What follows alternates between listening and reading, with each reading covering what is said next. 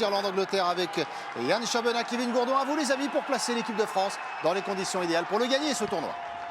Et bonsoir à tous, effectivement, avec en ligne de mire ce match des Français, mais auparavant, ce rendez-vous peut-être pour l'histoire, pour ces jeunes Irlandais à peine âgés de 20 ans. Ils ont l'occasion de battre leur meilleur ennemi, l'Angleterre, et de décrocher pour la deuxième année consécutive le Grand Chelem. Voilà le pari que se sont lancés ces jeunes Irlandais, et le coup d'envoi dans un instant, ici, dans ce stade de Cork, Irlande-Angleterre, le sommet de ce tournoi destination U20, le grand rendez-vous avant le feu d'artifice et le bouquet final, on l'espère.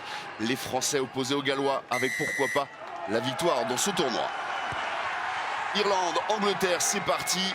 Les Irlandais qui donnent le coup d'envoi de ce match. Des Irlandais qui ont dominé ce tournoi destination U20, 4 victoires.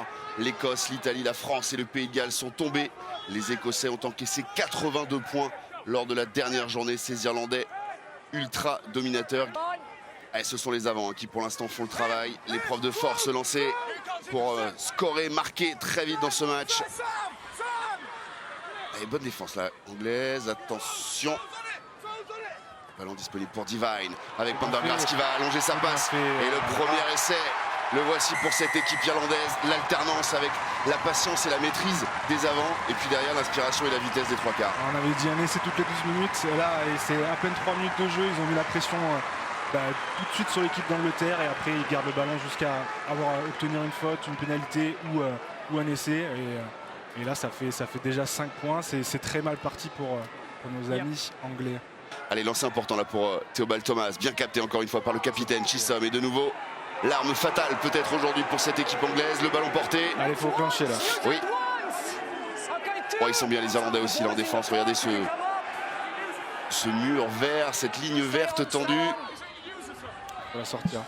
Bracken qui libère. Il avait feinté la passe. Oui, Bradbury, c'est bien fait, il ouvre l'espace et ça va aller au bout. L'essai et la réponse anglaise. Magnifique Thomas Elliott. Le coup parfaitement joué. Et bon allez, on reste au jeu parce que là, moment important aussi. Les Irlandais en difficulté, mais regardez à 5 mètres de la ligne sur un ballon porté. Là, la maîtrise, ça avance, ça va aller au bout là. Ouh là là là là là là, ils ont tout emporté. C'est Gleeson qui marque. Ah, ils ont fait deux choses sans. Ils ont voulu faire semblant de sauter ou sauter. On a vu Chisholm prendre le premier bloc. Il a fait un espèce de petit saut sans lift arrière. Et quand vous faites deux choses à la fois, vous n'êtes pas ni en l'air ni en bas et vous faites emporter par ce ballon structuré de la plus belle des manières. Et c'est la fin de cette première période. L'Irlande qui mène donc 12-7. 2 essais inscrits contre 1 aux Anglais. 12-7, 5 petits points d'avance. Rien n'est fait vraiment dans ce match. On est vraiment sur une intensité folle. Oh, dans le fermé, il va tenter Guillaume d'y aller. Pour concentrer encore un peu plus de défenseurs anglais dans ce petit périmètre. À la force, la puissance.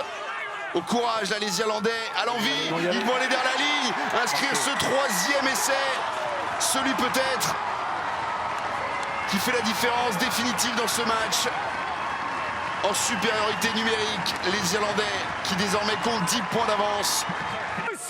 Allez les Irlandais, il faudra revoir tout ça parce que là Nicholson a raté peut-être un essai. Et Pendergast, la diagonale. Non, jeu un peu trop profond. Il va lever le défenseur. Et l'Irlande qui récupère ce ballon incroyable. Il n'y a rien qui va.